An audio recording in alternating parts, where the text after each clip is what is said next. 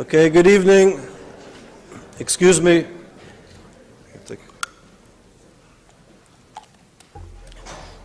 Good evening. For those of you new here, I'm Charles Small. I'm the director of the Yale Initiative for the Interdisciplinary Study of Anti-Semitism here at Yale University. Yale started this initiative in September of 2006. We're the fourth research center in the entire world and the first in North America doing research focusing on issues of anti-Semitism and contemporary issues of anti-Semitism. The other research centers are at the Technical University in Berlin, the Hebrew University in Jerusalem, and Tel Aviv University, the Stephen Roth Institute at Tel Aviv University, and there's a contingent of scholars from Tel Aviv, from the Center of Iranian Studies, who are here for a conference that we just finished today. The conference that we just finished today was entitled Understanding the Challenge of Iran.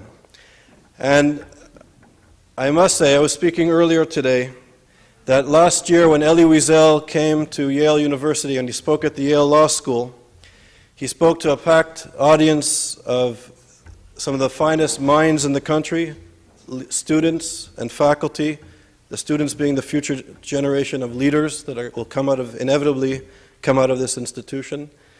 And Elie Wiesel was speaking about the possibility of another Holocaust, which for me and some of the people that were there with me was at one level absurd and at another level pathetic, if you will. That here was Elie Wiesel, a Nobel Peace Prize winner, somebody who survived the Holocaust and has spent his entire life educating people not just about the Holocaust and not just about the 1.5 million people that perished in the Shoah and the Holocaust, but trying to teach people to act. That when you see an injustice, you cannot be a bystander, that there's a moral obligation and an ethical obligation to do something. And then Elie Wiesel went on to say that if this was not disturbing enough, that the fact that there's a possibility of another Holocaust, that people are planning at this very moment the extermination of the Jewish people in the Middle East, in Israel, the destruction of Israel and the extermination of Israelis. That at this very moment, this is what significant groups of people are planning.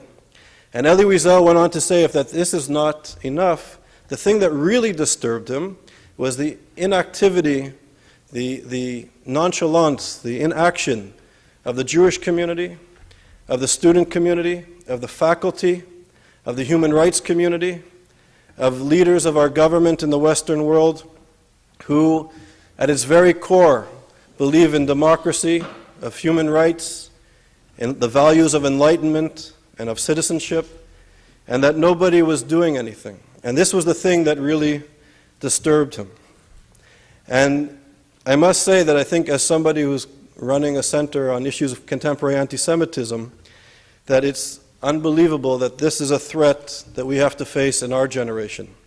And I'm reminded of the generations of people that preceded us, the people who helped to establish the State of Israel. They gave a lot all over the world to help establish the State of Israel. When I was a student, we fought apartheid, we fought for the rights of Soviet Jews, and met with success. And I guess the challenge that I will lay out for you, from my perspective at least, is for the students and for the faculty and for people who care about issues of human rights, that we must be active and we must come to this issue in a creative, intelligent way, that these issues are profoundly important. We've just spent 2 days dealing with what we call understanding the challenge of Iran from a legal perspective, from a human rights perspective, and from a strategic perspective. And the issues, as you will hear tonight again, are very severe and very serious. And when I go around speaking, one of the things that I ask the audience, and I won't ask you here, but think about it, is how many people have read the Hamas Charter? How many people have read a fatwa? How many people are engaged with the ideology of what is out there threatening the Jewish people? And as students, as scholars, as human rights activists, we have to educate ourselves because education is power. And we have to engage these ideas. So this evening, it's a very special event to be able to introduce Shaul Mofaz to you. Mr. Mofaz will be speaking. The title of his talk is The Iranian Regime, Nuclear Ambitions, Ideology, and International Challenges. Mr. Mofaz is the acting Deputy Prime Minister of the Government of Israel. He's also the Minister of Transportation and Road Safety. He was the Chief of Staff of the IDF. He was, from 1986 to 1988, the commander of the Paratroop Brigade of the IDF. He was promoted in 1988 to the Brigadier General. He held senior positions in the Ground Corps Command. In 1990 to 1992, he was the commander of the Galil Formation. He was an officer, commanding officer of the IDF forces in Judea and Samaria. In 1994, he was promoted to Major General. In 96 and 97, he was the chief of the planning branch of the General Staff. In 1997, he became the deputy chief of the General Staff and the Chief of Staff branch.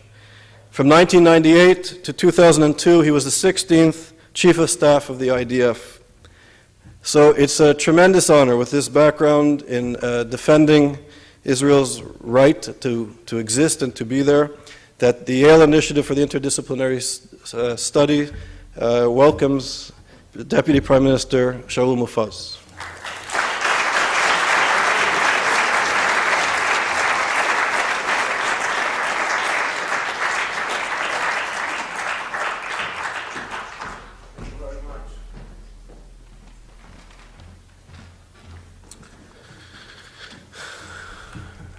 Good evening, everybody.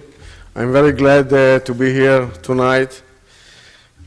Thank you to Professor Charles Small about your introduction, and the very important jobs that you are doing here in the Yale University. Good evening to my friend Professor David Menashri, and to all of you. This evening is a symbolic evening. Tonight, the State of Israel bows its head and commemorates the memory of the 6 million Jews that were murdered in the Holocaust.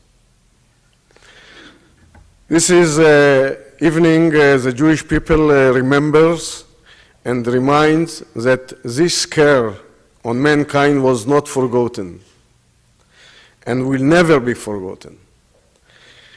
Tonight, the Jewish people say, never again. In a week, the State of Israel will celebrate its 60th anniversary. There is nothing more symbolic to describe the triumph and strength of the Jewish people in their state. The Second World War was a historical crossroad in human history, after which nothing stayed as it was. Such moments are few and far between in the history of mankind, and I believe we are standing in one today. We have learned that history is doomed to repeat itself. This time around, we have the responsibility to ensure that it will never repeat itself. I would like to share with you my view of Iran as someone who was born in Iran and left at the young age of 9. I have a strong connection and appreciation for the Iranian civilization and culture, and also for the Iranian people. My story is like the stories of many here, I assume, that came from various places in the world to countries where freedom and democracy are a natural way of life. We found ourselves at a historical crossroads, perhaps the most important crossroad of the 21st century. In the 21st century, the Iranian regime is a central threat against humanity. It is a multidimensional and multi-branch threat which grows stronger day by day, hour by hour. The strategic struggle we are facing today is a struggle for our way of life and our values. This is a struggle for the future, the shape and the character of the world we will live in, and world which will be left to you as your legacy. This is not a regional question, rather a question that concerns the whole world. At the center of the discussion stands the Iranian threat and its wide effects on the region. Iran strives for regional hegemony with reach and status beyond the Middle East, to become a world power and a player in the international arena. It strives to establish and lead an Islamic Middle East to be run according to the principles and values of the Islamic Revolution and extreme regime law. Iran views the achievement of military nuclear capability as a means of achieving its goals. In this reality, Iran's wish to become a hegemony in a region where 2/3 of the world oil reserves lie and 1/3 of the gas reserves lie, does not have only a regional influence, but an influence on the global balance of power and global economy. I want to emphasize that the State of Israel is merely a part in this game, but Iran is using it as a rallying point. In the Iran view, Israel must be wiped off the map, but it should be made perfectly clear. This is a byproduct and is not the primary target. The way in which the Iranian president speaks of Israel and of his wish to wipe it off the face of the earth is a clever ploy pandering to the hostility against Israel and the Jewish people, which unfortunately still exists. Identifying the Iranian threat as an Israeli problem serves Iranian interest and helps the international delegitimization of the struggle against Iran. Ladies and gentlemen, this is an Iranian tactic designed to divert our attention away from the real problem. At the same time, we cannot ignore the fact that a nuclear Iran represents a real existential threat against the State of Israel. This is a threat that jeopardizes the existence of the Jewish state. The State of Israel cannot accept a nuclear Iran. This time, the Jewish people will not let it happen. And I would like to believe that the world will not let it happen, and any all means to ensure that it does not happen are justified. I believe that this is a critical year with regard to the Iranian nuclear program. The enrichment phase is critical to determining the rate of the program's progress. The coming year is critical in this sense, a year in which Iran is liable to acquire enrichment technology. In our estimation, it is possible that in a few months, less than a year, Iran could succeed in gaining control of the technology required to enrich uranium for the sake of a nuclear bomb. That is to say, it is possible that within less than 1 year, Iran will succeed in breaking a technological barrier. At the same time, Iran is continuing to develop its ballistic capabilities as part of a very ambitious program capable of reaching any European capital city, and one day will be capable of reaching the eastern seaboard of the United States.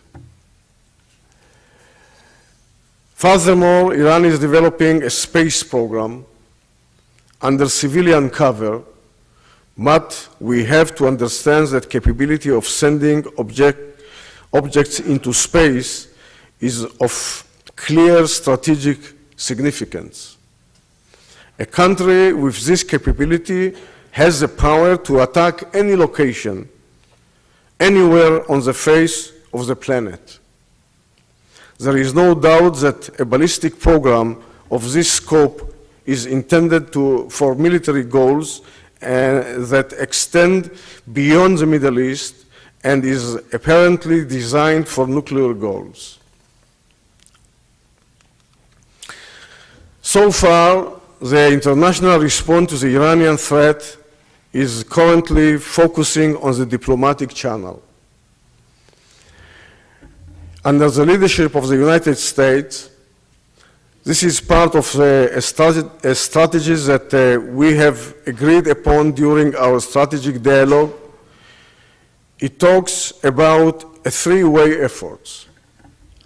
I would like to emphasize that in the last 2 years, as a Deputy Prime Minister, I am at the head of the Israeli group for the strategic dialogue with the United States. And the main issues that we are discussing in the last 2 years, we had 4 meetings last year, and this year 2 meetings. The last one took place yesterday in Washington.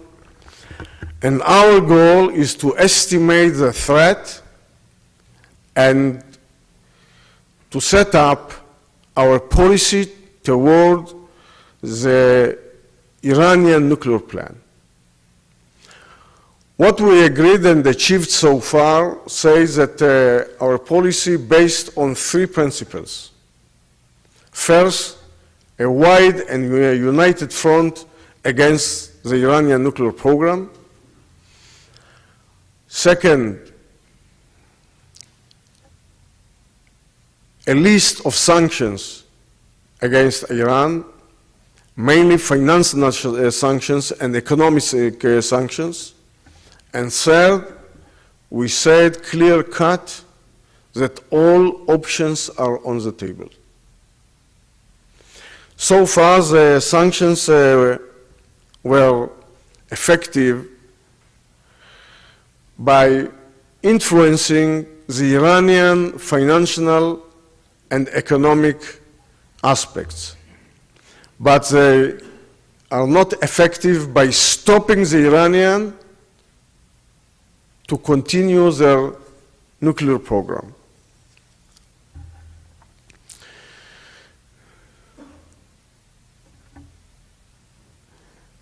At the same time that we're doing a tremendous effort to stop the Iranian nuclear program, we see certain countries that are determined to stay united, but at the same time we are seeing too many countries that are adopting an appeasement policy towards Iran.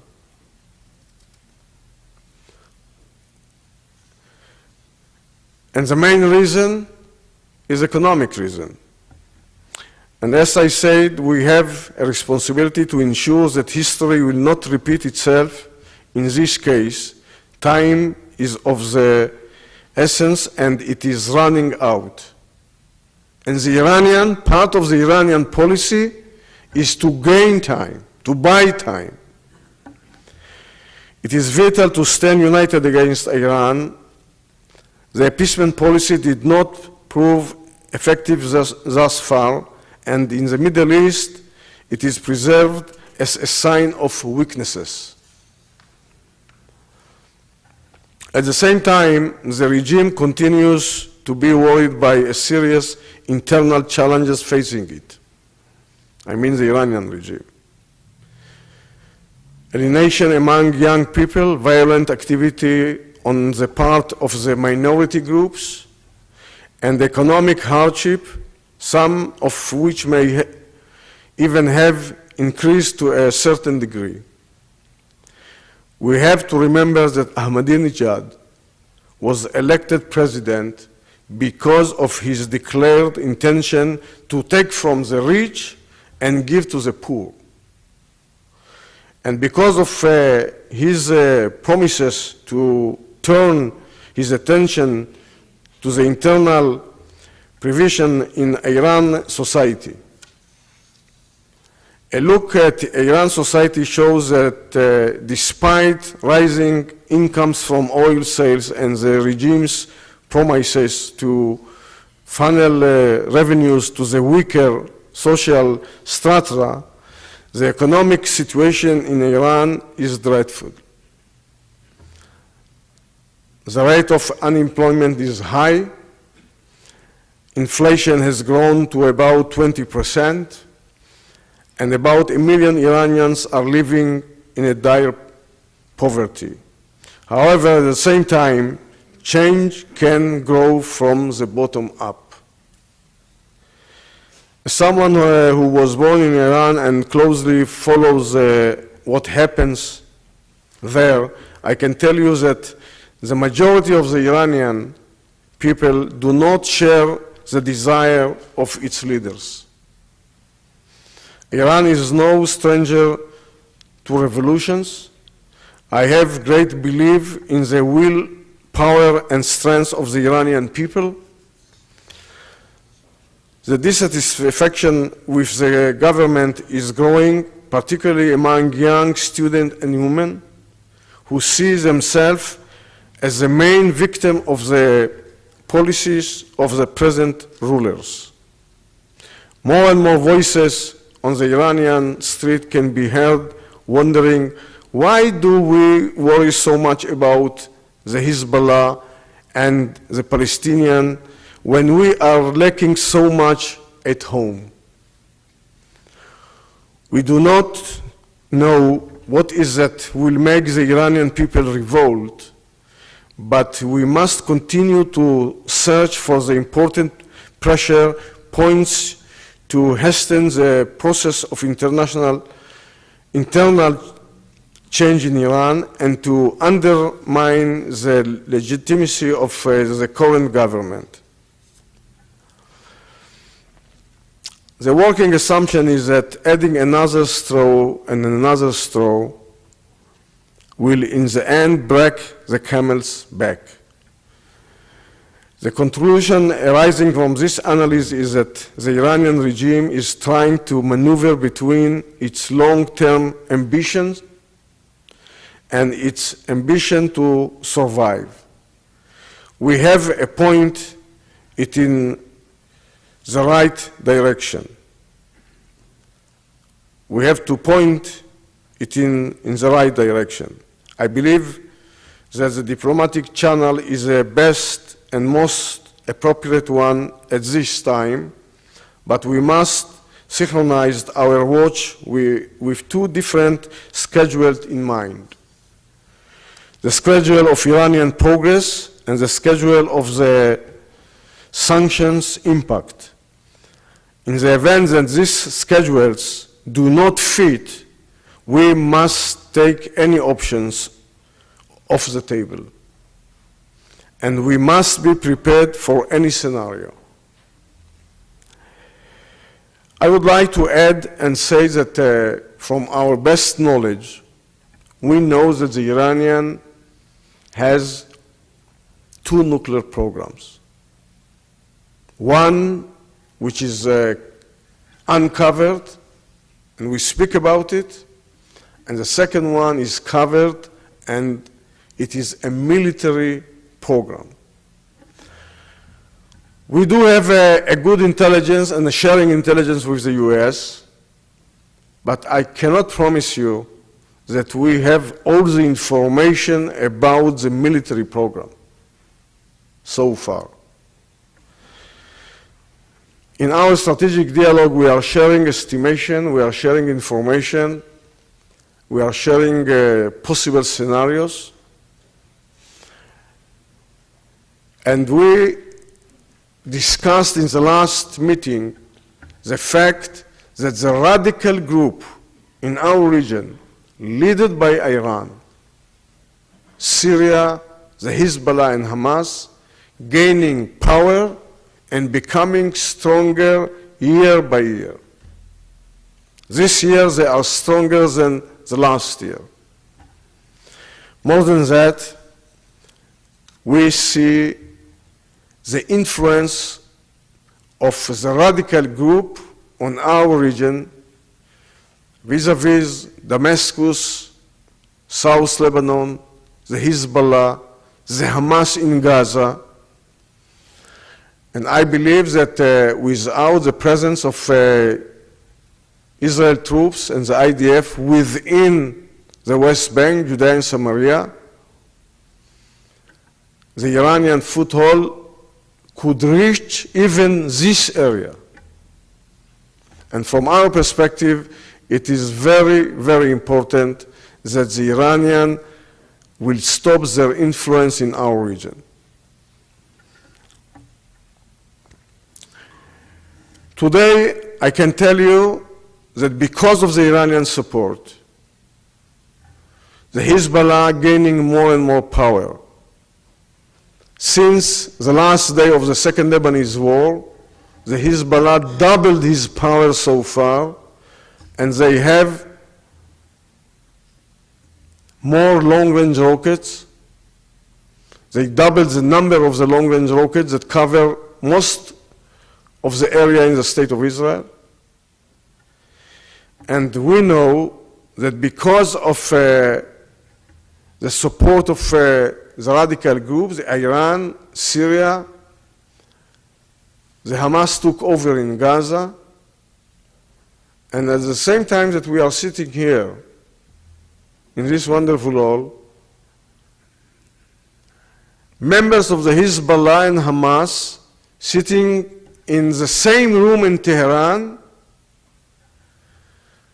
having direction about terror activity against the State of Israel. And it's open a big dilemma about the situation within the Palestinian Authority. And I would like to say a few words about it because it links to the fact that Iran desires to have a nuclear capability, and under the umbrella of the nuclear capabilities, they will deepen their terror activity against us.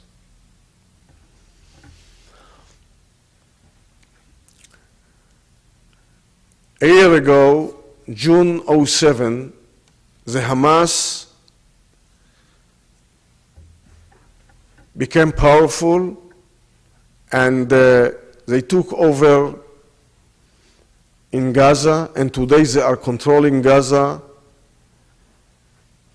They threw out the Palestinian security groups, and we see a strategic different situation within the Palestinian Authority. In Gaza, terror organizations control this area and the population. They don't recognize the State of Israel. They want to destroy the State of Israel. They are continuing to attack Sderot, Ashkelon, and other areas around Gaza by rockets and by terror activity. At the same time, we see a moderate leader in the West Bank, but a guy that doesn't control the area. And the fact that we don't see a waves of suicide bombers attack and a waves of terror activity against us, it is because of the IDF activity against terror within the Palestinian towns and within the West Bank. And the dilemma today is who will be the leader of the Palestinian entity, the Hamas or the PLO? And it is a very big difference because the Hamas is part of the radical group, and I don't see in the coming months or in the next year the PLO, led by Abu Mazen, which is a very weak leader, without troops, taking over the Palestinian entity and becoming a leader that will unite the two parts of the Palestinians in Gaza and in the West Bank. And we will have one address and one partner for having negotiation and hopefully a possible agreement in the future.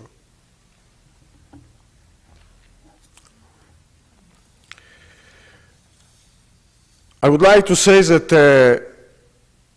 at the same time that we are facing a very difficult situation within Gaza, we see in South Lebanon,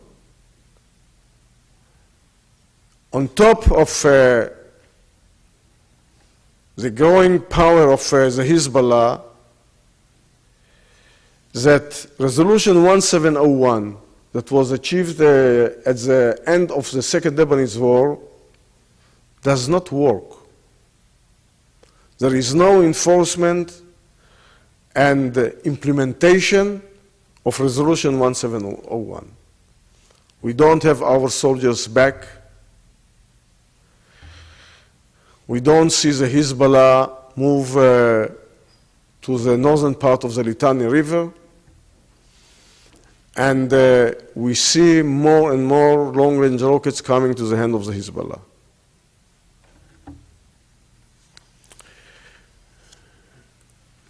So I usually say that the situation is very complicated, but the picture is very clear. We are living in a very difficult area. Our achievement so far for peace was done by tremendous effort of the governments of the State of Israel, and we were successful to achieve peace with Egypt and Jordan, which is a strategic achievement. But knowing the Iranian threat, which is an existential threat against the State of Israel, knowing their goals, understanding the ideological belief of the Hamas and the Islamic Jihad, we should move step by step forward and not run for achieving any kind of agreement without having first security for the State of Israel. I believe that the policy that said peace first and after we will achieve security failed. And we started to adopt a few years ago, when I was a defense minister and Sharon was the prime minister, we adopted the policy that security first and the security will bring peace. And I believe that this should be the right policy.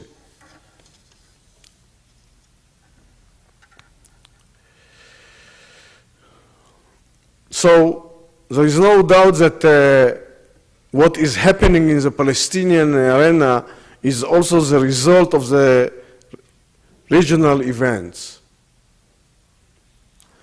The radical access in the regime grows stronger as the hold of the Abu Mazen's Palestinian Authority grows weaker. Hamas grows stronger in Gaza Strip, and this led to Hamas taking complete control of the area. And I would like to share with you some of my experience dealing with terror organizations. Terror organizations does not have political leaders. They have terror leaders.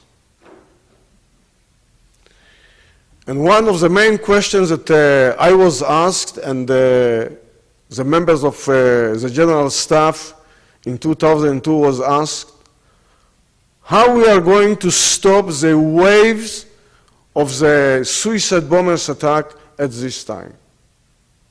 And we decided that we will enter by land force to each of the Palestinian towns and refugee camps within the West Bank. There are 8 Palestinian towns and 12 refugee camps. And in Gaza, we will implement a different policy. Which was the policy? What was the policy? The policy said we should target the leaders, we should destroy the infrastructures, we have to stop the fuel, first the money, which is the fuel for the continuation of the terror activity, and second, the fuel for continuing to produce Qassam rockets and other terror tools against us.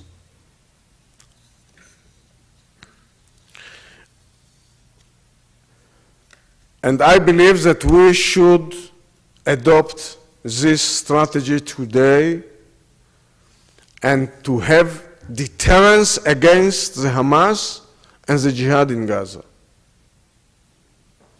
The moment we start to target the leaders, to destroy day by day their infrastructure, to stop the money and the fuel, we will build deterrence against the Hamas and the jihad.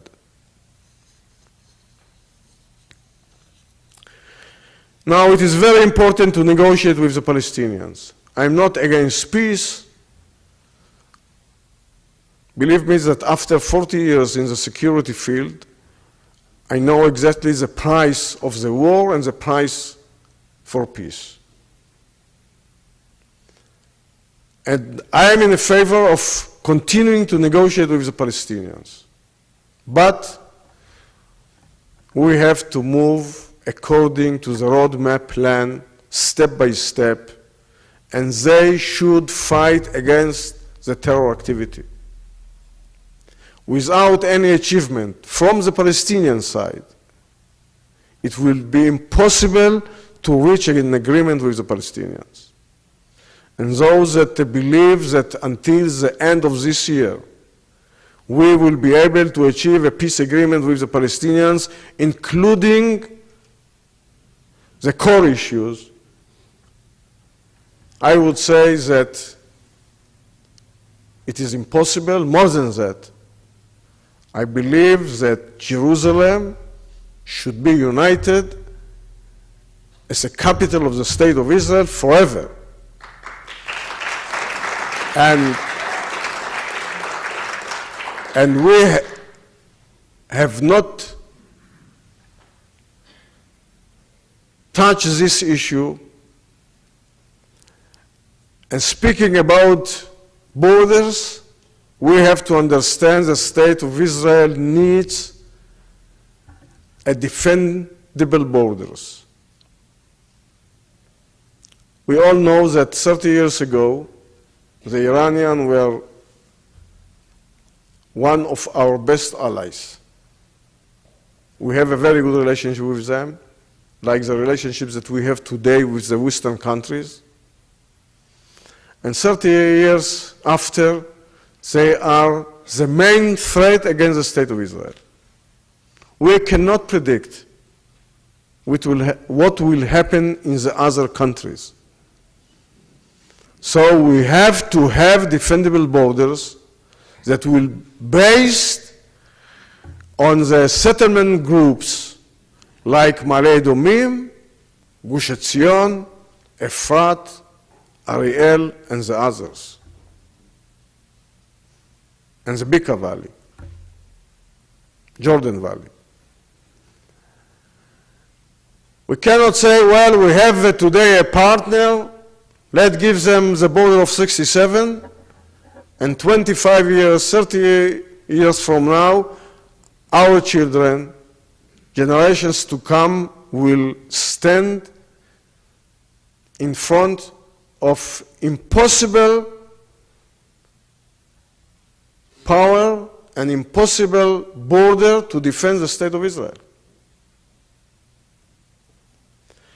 And I believe that we have to strengthen the moderate leaders on the Palestinian side, to give them a better economic situation, to allow them a better economic situation, and to give them the time to build a united entity. We will not make one agreement with Abu Mazen and one day a second agreement with the leaders, whatever they will be, in Gaza.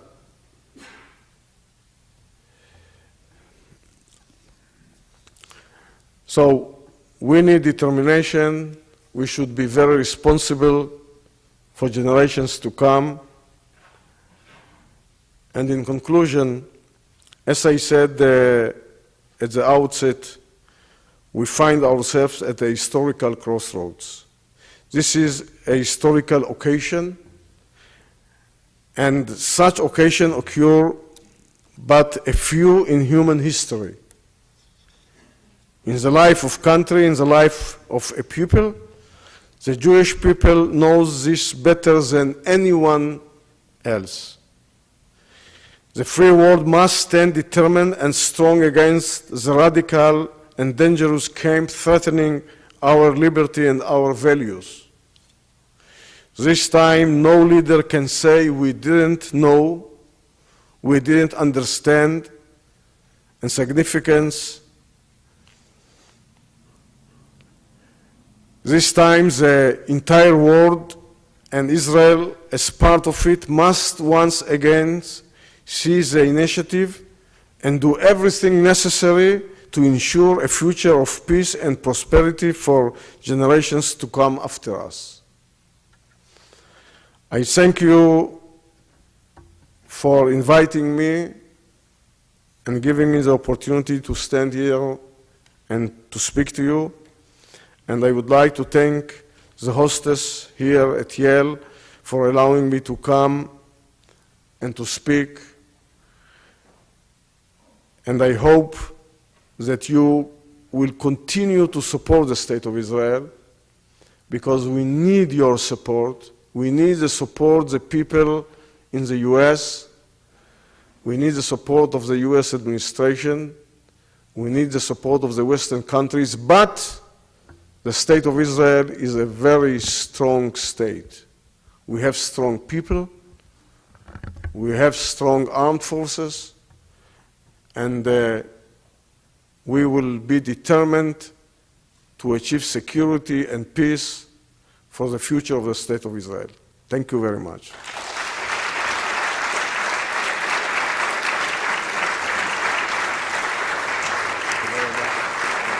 You want to take questions? Yeah, we'll take a few questions.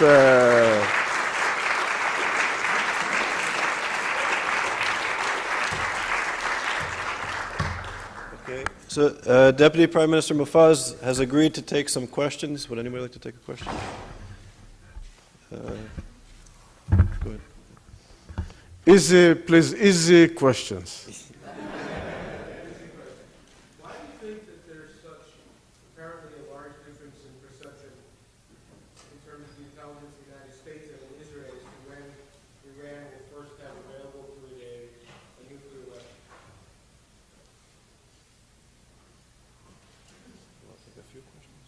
Okay, we'll take a couple of questions. Alon?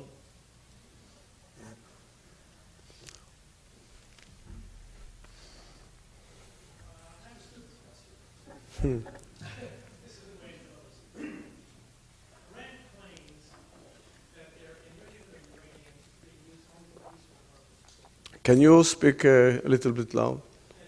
Iran claims that their enrichment of uranium essentially is being used only for peaceful nuclear purposes. Nobody believes that. Supposing we call that bluff.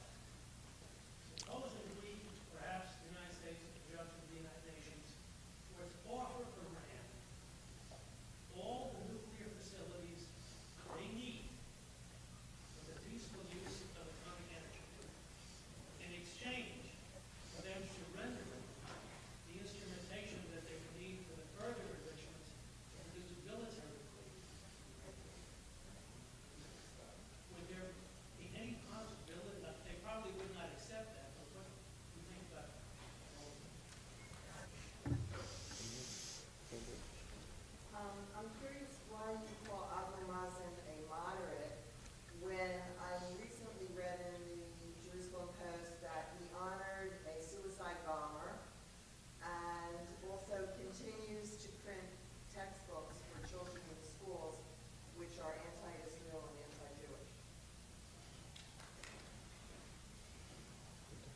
Well, such question has a very easy answer. Comparing the others.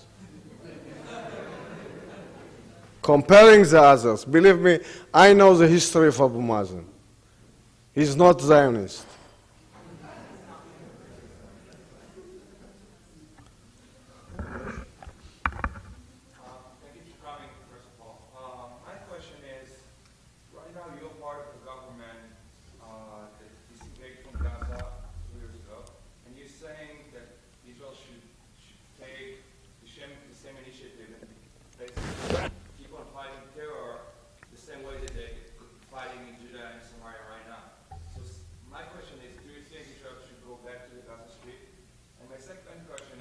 In what means to go back to Gaza Strip? To the part that we came back 2 years ago, to the north side of the Gaza Strip. The same territory that Hamas is shooting down missiles to Iran.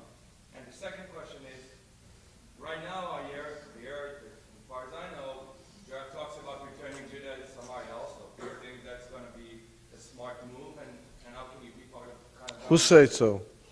That's what they say in the news. In the? In the news? Yeah. That's my question. Ask the news. My question is, how do you see the future of that? Thank you again for coming to speak with us. My question is really very simple, which is, do you believe that the Iranian government really can be deterred? Are they interested, are they self-interested enough, in the same way that the Soviet Union and the United States were mutually self-interested, such that deterrence was actually a possible tactic? Okay, I will start to answer because we will spend all the night here. Well, there are some differences between the intelligence estimation between Israel and the US. You have to know it.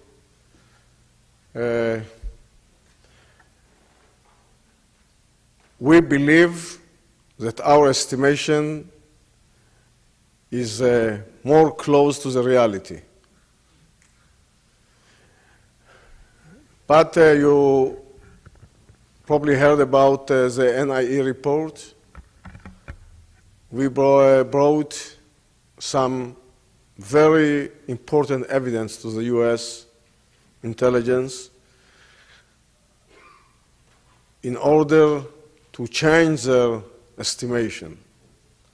And in the last dialogue, they said, we are in the process of learning the evidence, and hopefully at the end of this year, we will say our report. So far, we see a big gap between our estimation and the US estimation. Now, speaking about the timetable and the technological barrier, the main issue is the enrichment of the uranium. You have to know that the Iranians are superpower in all means, speaking about long-range ballistic missiles. They have already missiles to the range of 2,000 kilometers, and they are working to have surface-to-surface missiles that will cover most of the capital of the European countries. And one day, the seashore, the eastern seashore of the US. And they have a very sophisticated technology, but about the enrichment, they have a lot of difficulties.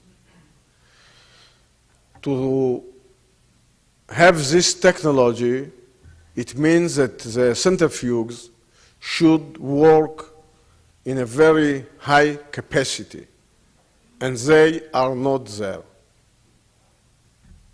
Now, it is a question of months, maybe years. It is very hard to predict because, as I said, they have two nuclear programs. We know much more about the uncovered program. We know less about the military. But we're working on it. Now, it will be a very bad step to give to the Iranian all the infrastructures for civilian purposes. Could you believe to them? Could you count on them?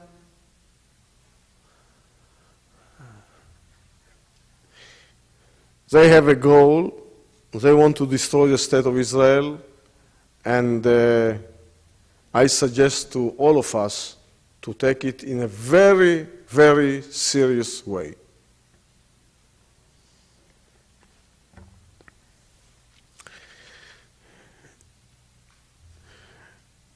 Could we have deterrence against the Iranian? The answer is yes.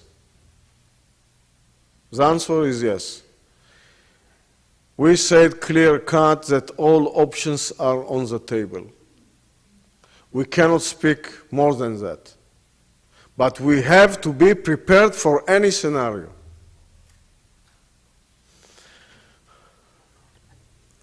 And if diplomatic steps and diplomatic channels will not be successful, we should think about other options. Because it is not only an existential threat against the state of Israel. It will be a different world the moment Iran will have a nuclear power.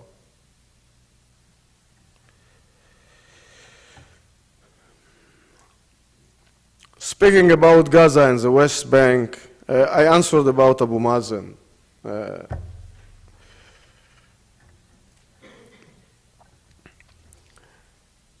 Gaza is the most populated area in the world.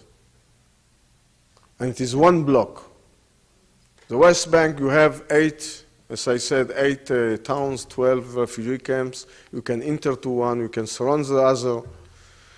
In Gaza, you enter to one area, you enter to all the block in Gaza.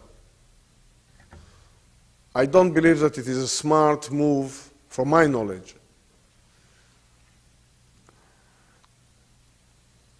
to mobilize 40,000 reserve soldiers, to send 60,000, 70,000 soldiers within Gaza. And my question is, what will happen a day after? What now? Okay, we were successful by taking Gaza, fighting against the terrorists. After 2 weeks, 3 weeks, 1 month, what now?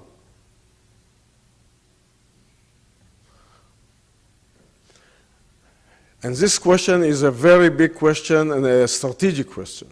And this is the reason that during defensive shield operation, we decided to enter to the Palestinian towns in the West Bank, but not to Gaza, and to find a different strategy.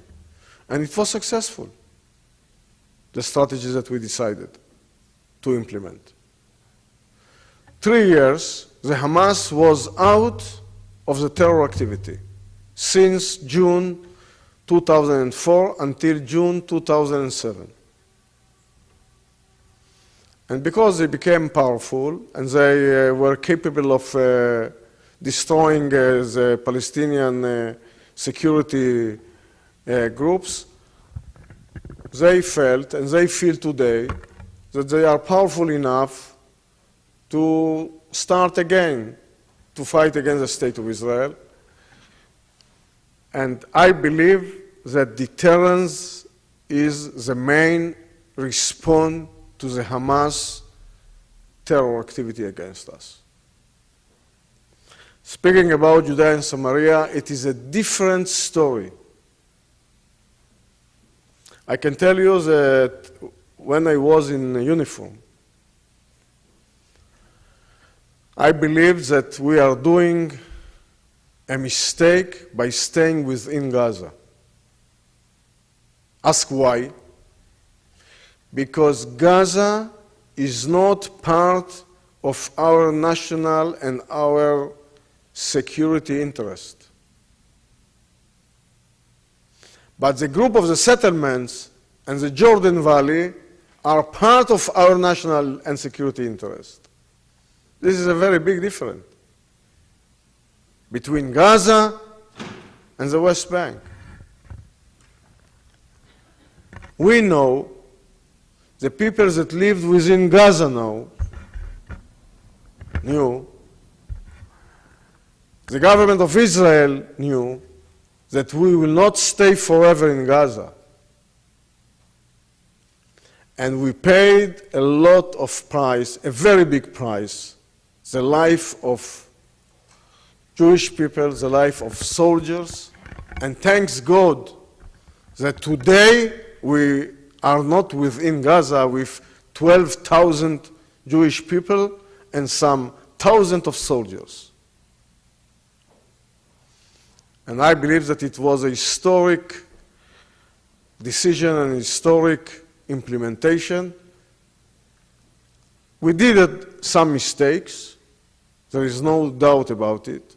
The way that we handled and we supported or we didn't support the people that lived within Gaza in Gush Katif, it is a very big mistake of the State of Israel. But the decision was the right decision. We will not leave Ma'ale Edomim. We will not leave Gush Etzion. We will not leave Efrat. We will not leave the Jordan Valley. We will not leave Ariel, because these group settlements are the key for the border, the future of the border of the State of Israel.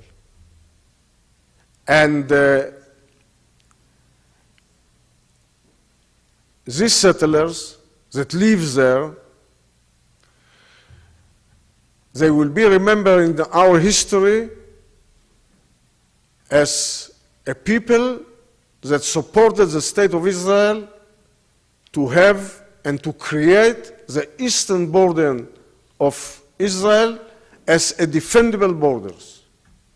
And believe me, this is a very big achievement for them and for us.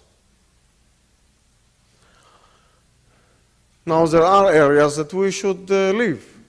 This is right. But I don't believe that we should take the decisions now. We can speak about it, but we cannot take the decisions now when we see the radical group becoming more and more powerful. We see more and more the influence of the Iranian. We see how the Hamas taking over Gaza and becoming more and more strong. And we should move step by step and see what is happening within the Palestinian Authority. And all this talks about having agreement at the end of this year, and maybe we have a shelf agreement, which is something that I cannot understand, and it could become one day as a deposit with a different Palestinian Authority, and will endanger the security of the State of Israel.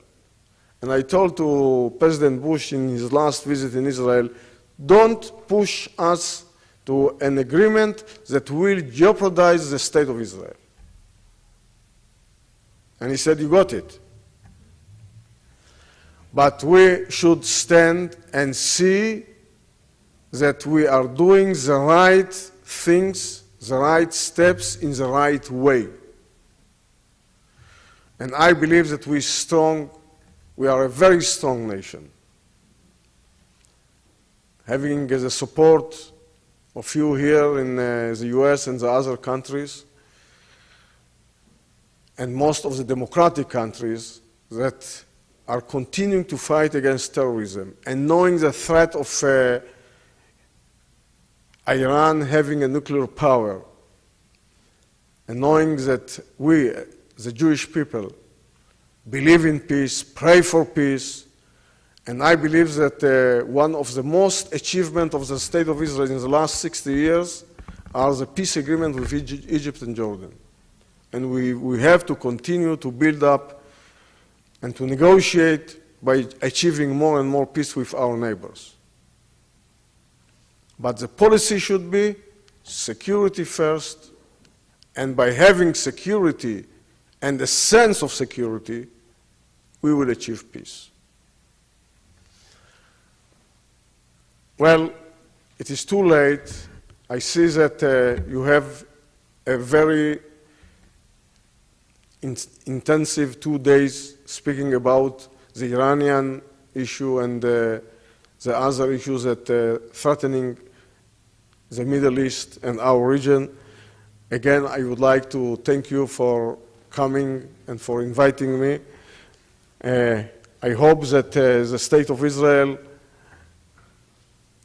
will do their best for the future of generations to come, and I will accomplish my remarks by saying, Am Yisrael Chai.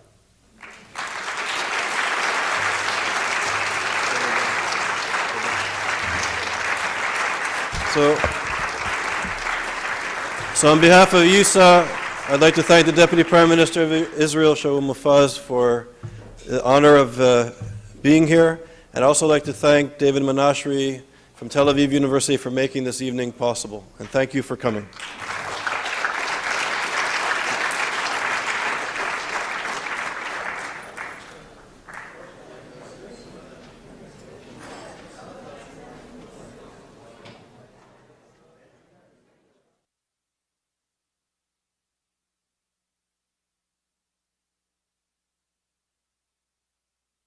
And met with success. And I guess the challenge that I will lay out for you, from my perspective at least, is for the students and for the faculty and for people who care about issues of human rights, that we must be active and we must come to this issue in a creative, intelligent way, that these issues are profoundly important. And we've just spent 2 days dealing with what we call understanding the challenge of Iran, from a legal perspective, from a human rights perspective, and from a strategic perspective. And the issues, as you will hear tonight again, are very severe and very serious. And when I go around speaking, one of the things that I ask the audience, and I won't ask you here, but think about it, is how many people have read the Hamas Charter? How many people have read a fatwa? How many people are engaged with the ideology of what is out there threatening the Jewish people?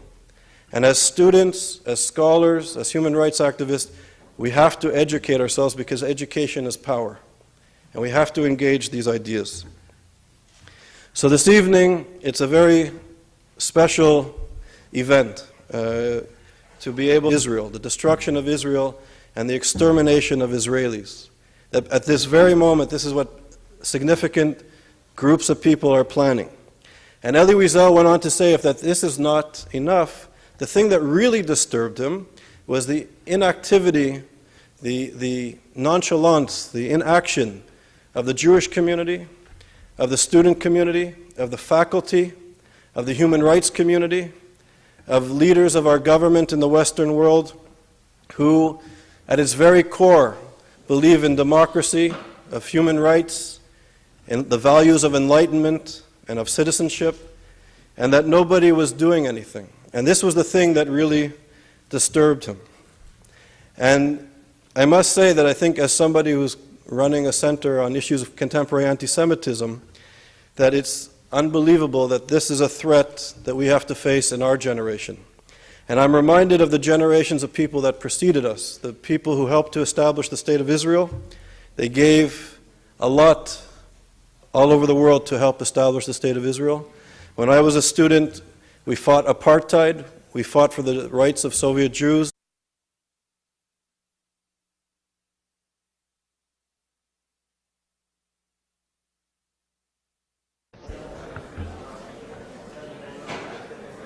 Okay, good evening. Excuse me.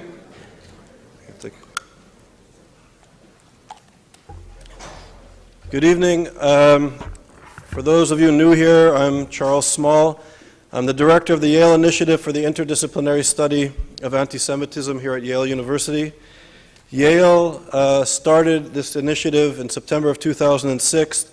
We're the 4th research center in the entire world and the 1st in North America doing research focusing on issues of anti-Semitism and contemporary issues of anti-Semitism.